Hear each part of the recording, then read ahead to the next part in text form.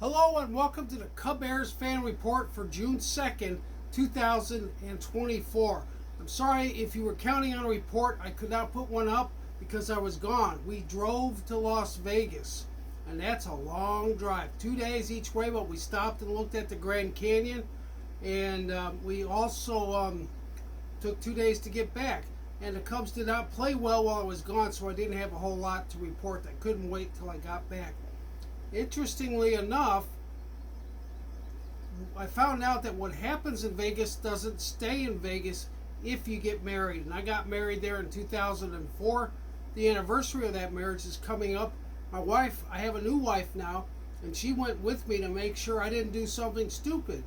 But I found out you can't get married if you're already married. That would not be legal, and I wasn't looking to get married. I'm very happily married now.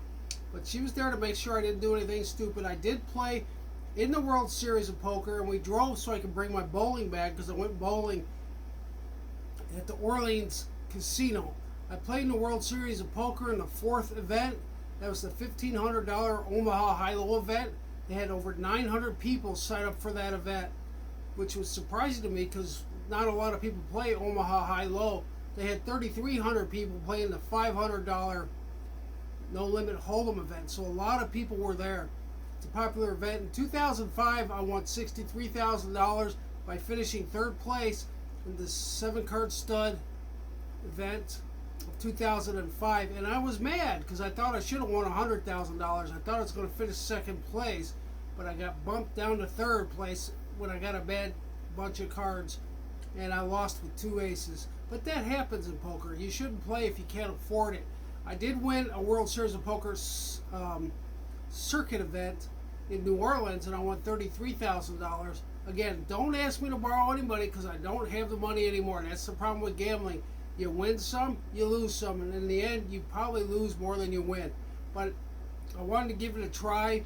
I'm going to go back and play a couple more events in June, and I'm just going to stay for those $1,500 entry fee events. The next one is 7-card stud, and the one after that is 7-card stud high-low split. I like high-low split games. Anyways, we're driving back. I started the day in New Mexico. It's a long drive. And I even had a flat tire when I was in Las Vegas.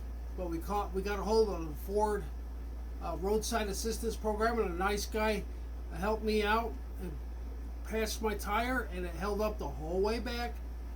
And I only had to pay $25 for that service. And I never had to go to a dealership.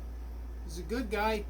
And he provided great service. If you want to know his name and contact information, text me, write a message, and I'll be happy to provide it for you if you're in Las Vegas. He doesn't do roadside assistance, I don't think, in California or anywhere close by.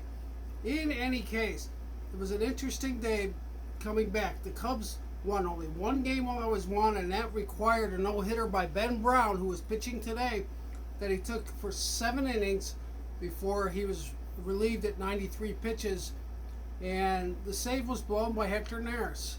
So the Cubs had to win an extra inning, 6-3, 10 innings, and Hector Neris got the win because he was able to prevent any more runs from coming in, and he was able to close out the game last night.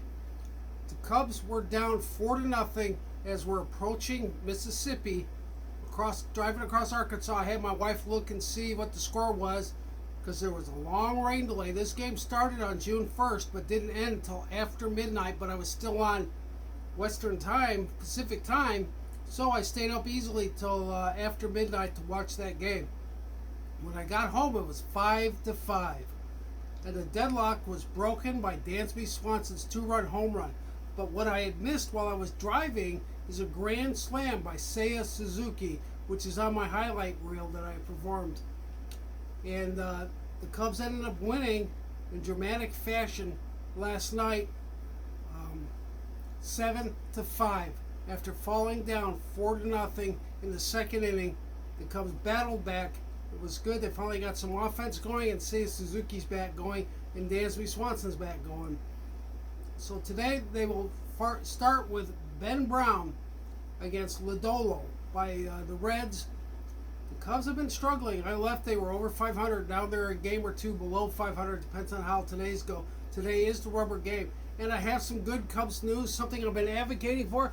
But I read today that David Bodie is in Chicago, and there's a lot of speculation that he will be activated today. I think he's such a better choice to play than Madrigal. He's got a better bat, and he's a good defender, so it may go well. There's a lot of guys struggling at the big league level, and we need the performers. The Cubs have an embarrassment of riches in terms of who they have in the minors and in the majors. Pete Crow Armstrong has been very effective. He's dynamite, and he's playing center field. Bush is not hitting so well, so Bellinger has been playing a lot of first base and playing it well. In any case, the Bears had their on-field team activities. It was a voluntary thing, so Matt Eberflus commented that he's not worried about the guys who didn't make it. They had reasons not to go. There's no attempt to hold out or anything like that. And he said Caleb Williams was better because the week before there was team activities, and they speculated that Caleb Williams did not play that well. But he's learning. You make mistakes when you're a rookie. The key is to learn from it, and he's got dynamite talent. Also, the big news this week is the Bears were picked for Hard Knocks, which is on HBO, and I'm looking forward to watching it. The Bears are the hot team. Everybody wants to know what's going on with Caleb Williams and everything. Hard Knocks will be interesting. There will be mandatory mini camp, and I'm not going back to Vegas to play in the 11th, so I'll get a regular report out to you next week. Stay tuned, like and subscribe. I met some guys at the World Series of Poker, and they got my card, and maybe they'll be watching. I appreciate it. Like and subscribe. Leave a comment. Tell me what you think. Cubbears fan report, like the Bears, only Cubbears. And I appreciate everybody who tuned in. Thank you.